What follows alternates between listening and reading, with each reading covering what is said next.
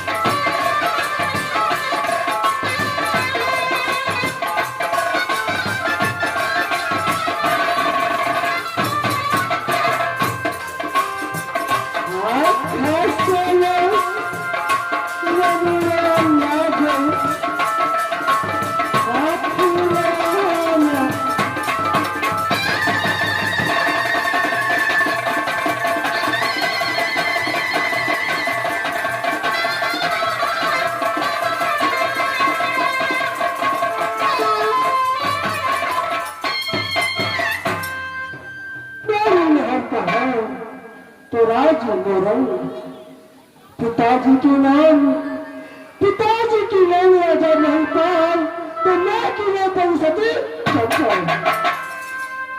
जो भयारी करती है राजी मेरे में भैया जी के नाम भैया जी के हेड पर गए मतलब है तो हर से हेड पर गए सकी फूला फूला के मतलब फूला फूला के मतलब संशय हास्य मनो संशय हास्य मनो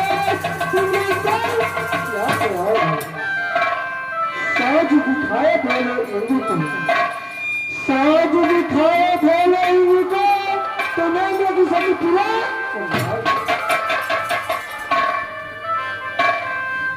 गोभी के सुनगा बचन पर खसे ससुर बागे बागे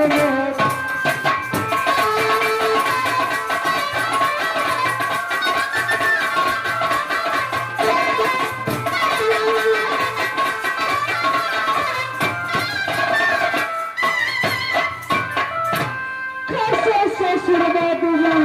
गरे मोहबीना श्री बिरजा के पुत्र का सासु के ननुआ चटनी करला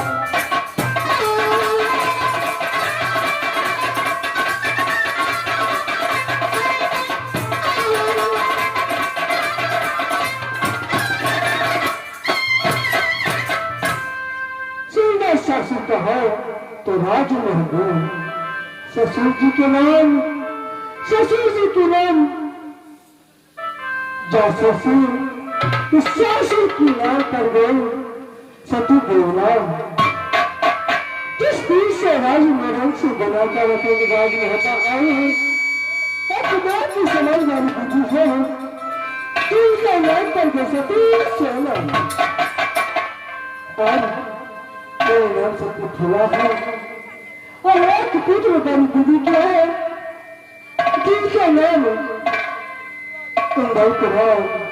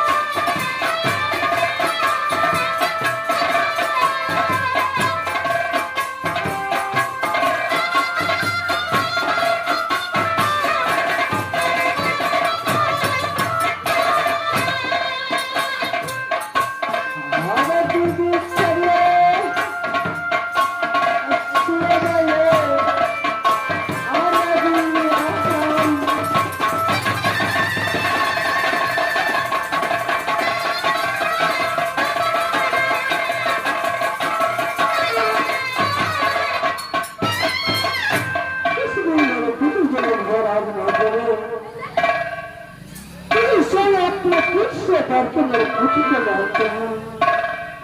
पहले मैं अपने सिंगार करती हूँ, इसके बाद मैं गुरु से मिला करती हूँ। आपे गला दूधी चंदन से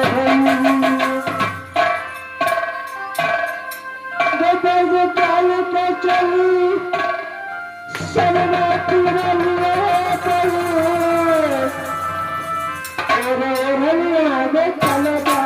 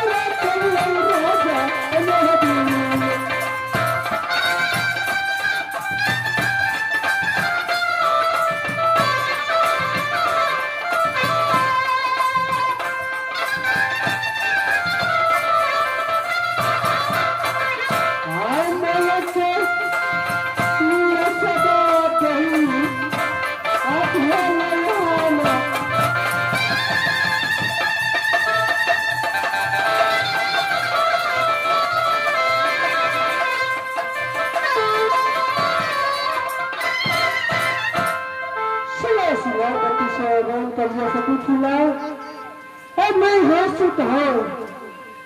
दूसरे के पास आती हूँ क्योंकि कितने रंग हो गए दूसरे से नहीं मिला हूँ पहले जा करके